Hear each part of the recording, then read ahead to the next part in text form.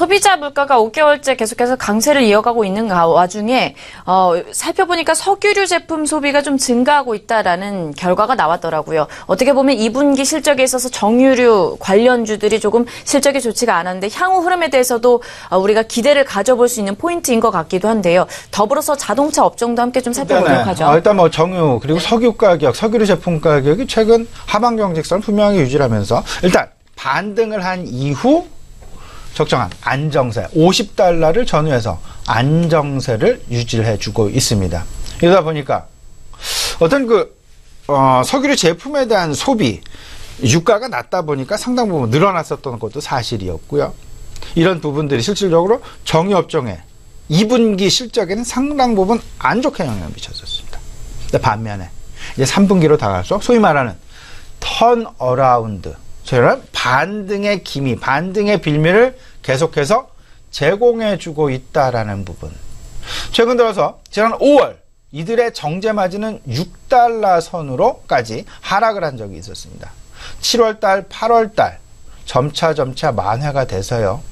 그리고 상승을 해서요. 지금 현재는 배럴당 정제 마진이 8달러대까지 올라와 있다라는 부분 분명히 확인해 보실 수 있을 것 같고요. 이런 부분들은 결국은 정유업종에 대한 3분기 실적에 대한 기대감으로 분명히 작용할 수 있을 것 같고, 결국은 이런 부분들이 자동차 업종에 대한 영향을 분명하게 미칠 수 있다라는 부분. 근데 단기적으로 그리고 중장기적으로 분명하게 이 두 업종에 대해서 자동차 업종하고요, 정유업종하고 분명히 생각을 좀 해볼 필요는 있습니다. 단기적으로는 터닝이 되면서 실적의 개선 그리고 수요의 개선세 나타날 수 있습니다. 자동차는 물론 조금 좀 보수적이긴 하지만요. 근데 중장기적으로, 중기 아니라 장기적으로 생각을 해본다면 각 나라들마다 지금 엄청난 변화를 만들어내고 있습니다. 소위 말하는 화석 연료 자동차에 대한 신차 판매를 중지시키는 그런 법안들이 속속 통과가 되고 있다라는 부분.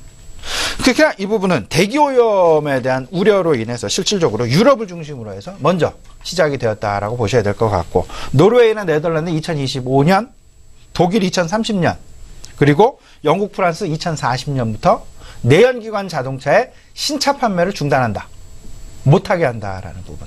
우리나라 역시 어제 이제 이에 대한 이야기들이 나오기 시작을 했습니다. 2030년부터 내연기관 신차 판매 금지 법안을 입법화시키겠다라는 입법안을 국회에 제출하겠다라는 그런 이야기 나오고 있다라는 부분. 그리고 아시아권 지역 내에서도 인도 시장, 중국 시장, 우리나라와 크게 다르지 않은 그런 모습을 보여주고 있다. 그렇다면 중장기적으로 정유업종의 그림과 자동차 업종의 그림을 분명하게, 당장은 아니지만요, 분명히 이 부분 결국은 현실로 다가올 수 있다라는 부분.